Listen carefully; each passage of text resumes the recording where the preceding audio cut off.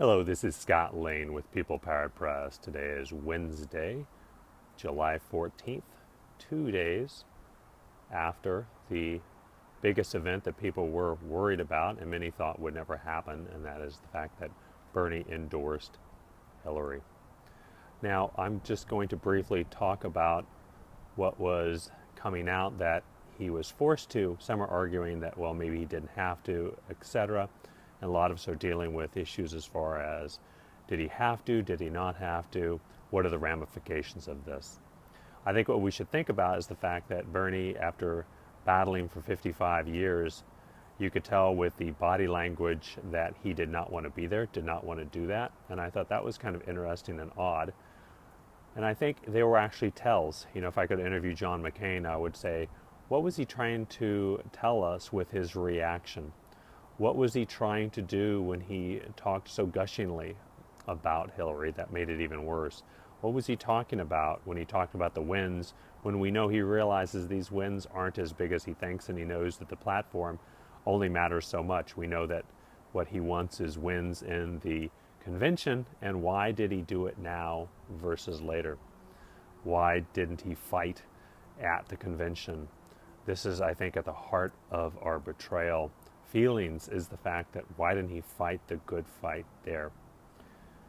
I've been saying to people for weeks, essentially what Bernie has is not a great hand. He has been accused by many in the party of not being a Democrat because, of course, he has been the longest running independent, but he has caucused with the Democrats and dealt with the Democrats and Republicans for an exceedingly long time, has been the amendment king, knows when to compromise, knows when to win, is obviously an excellent poker player.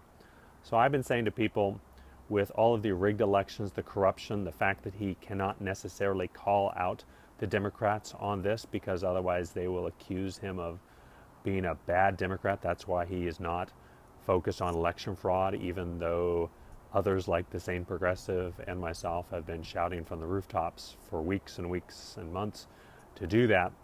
It was his decision not to do it, and some folks at truthvote.org agree with him and say that it's the outside folks like themselves with the expertise that need to do that.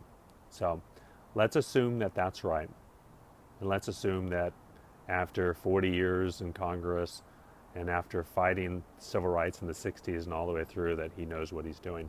Why? Why did he do it? The interesting thing I think we want to consider is not to try to second guess him. Let's assume he's right.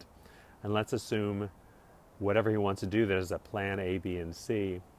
I've been saying that we should assume that plan A is go all the way through the convention. And I don't mean this just as a perfunctory, celebratory speech at the beginning on the first day, let's say, a speech at the end, and have a vote where we just do the first ballot is Bernie and all the rest of the ballots go somewhere else. No, I think what he's wanting to do is he's trying to give us language, and I think a lot of us in administrative positions and various sites are trying to keep us all together, and a couple days later to 3 days later, what we're going to be finding is, how do we get the flock back in? A lot of people are with us, some are questioning, some have left, some have said, let's go with Jill. Here's what I've been suggesting, and I think this is what we really need to do. Plan A is assume that he did indeed have to say it, but he only did it to satisfy requirements of the DNC and all the corruption and the rigged systems, etc. What we need to figure out is, how do we get as many people, as he said, all of our delegates, to the convention? We need to get them to the convention. We need to make sure that we have as many votes as possible, and that they hold, like something out of a Braveheart movie, to vote for Bernie and to push for rules changes, etc. ahead of time. Number two, also of plan A, is how do we get as many people as possible outside?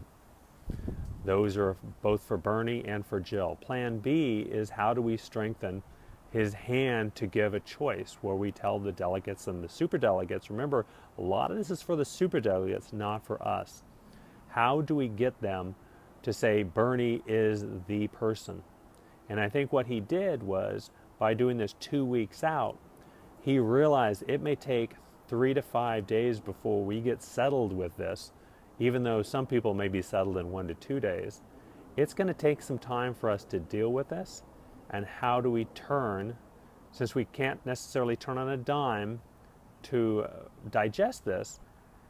He knew that Hillary knows we are rapid fire in our social media response.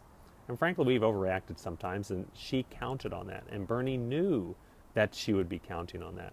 But Bernie also knows enough to send signals and clues and basically tell us what they need to hear, understanding that we've been following him all this time, so he's let enough breadcrumbs go by to analyze this. We'll all come to this at our various times.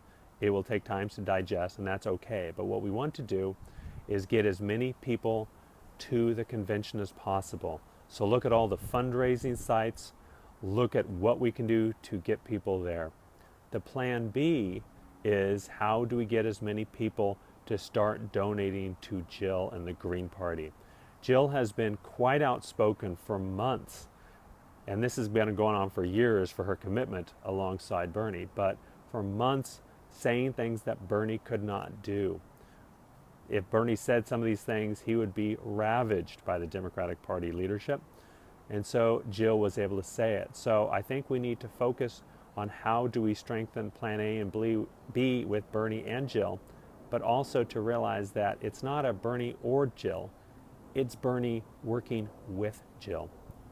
Now let's assume that he says, I will do everything I can to make sure that Trump does not win. The best way to do that is to have polls, and the polls for months have showed that Bernie leads Hillary at least 2 times as much in the polls over Trump. Of course, we know that he originally said he wouldn't play the spoiler in third party, but if enough of us come in, strengthen both Bernie's hand and Jill's hand, the polls change. This is the genius of 12 days. It gives enough time for the polls to go through a few different cycles, so there will be a whole trend line of polls that are going to show, if we stand strong, that we send a bifurcated effort to both Bernie and Jill. It's not an or situation here. And start sending money to Jill. There is match contributions that happen. The first deadline will be after the convention. That's July 31st. The second is August 6th at midnight, I believe, or it might be the 5th. But the key is, what are we doing to help them work together? We need to make sure that whatever we do, we get as many people as possible to realize that Bernie had to fall on the sword a little bit and to understand that he did this for us. He did it for the larger good. And he has no intention of supporting Hillary in this, but that he was forced to do it.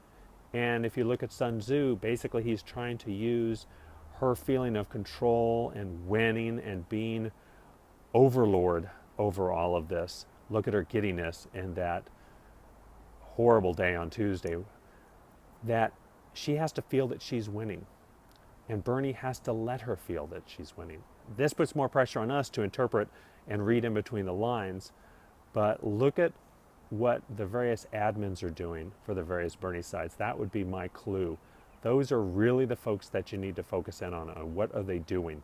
Some are saying, all Bernie, some are saying Bernie and Jill, but really look to see what you can do. And the key for this now is, number one, getting Bernie people to the polls. The convention as a delegate. What we need to make sure is, if there's people that cannot go to the convention, we need to find alternates fast. We need to fundraise. There's various sites. We'll add the links to the YouTube video below. But anything we can do to make sure that we get as many people as possible. Hillary and company are going to try to make sure that what was in the Nevada conventions and caucuses, where they cheated at every moment, they're going to do all of that and more. As the folks outside that are helping with the protests in Philly know, they're going to try to infiltrate our folks outside. They're going to try to make us look violent. They're going to try to make us look bad. So we have to make sure that everything that we do is fantastic, both inside the convention and outside the convention. And we need to make sure that every single delegate gets there. And if they can't, then we need to find others that can do it for them. Hope this helps. Keep up the good work. and look forward to having as many people as possible in Philly and building up the polls every single day for Bernie and Jill, and seeing the poll numbers dip precipitously for Hillary. We need to make sure that we pile on and make sure that she loses every single day, because the super delegates, what they fear is losing control of this entire thing. They are fearing the money, they're fearing all sorts of stuff, they're fearing Hillary's list, her hit list and her shit list and her enemies list and all the rest of it. That's true. So what we need to do is, by the hundreds of thousands and millions, we need to be Bernie's army, as we have been this whole time, and to not second guess what he was doing. We know that he wouldn't capitulate, although you can't be blamed for thinking that. I thought it, many of us thought that, but then we have to think, what is the bigger long-term play? Here's Bernie as an excellent poker player up on a high wire act like Cirque du Soleil, and Hillary is comfortable on the ground with all her minions surrounding him. But we are Bernie's safety net. We are the ones, if he falls, we have to catch him like a mosh pit, and we will. So please keep the faith, keep the energy, keep the momentum, keep the drive and the zeal to make sure that each and every one of Bernie's delegates can get there, because we need to realize that while this is painful and while there's mixed signals coming out, there are folks like Bernie and allies like Jill that have been having his back, that are saying the things that Bernie can't say, will continue to say the things that they can't say. And so we need to support her as well. And the faster we drive her up in the polls, the faster we drive the money into Jill's campaign, the faster we support it. But none of that will mean anything if we can't get each and every delegate to the convention. So that is issue number one, followed by number two with helping Jill. Thank you and have a great day.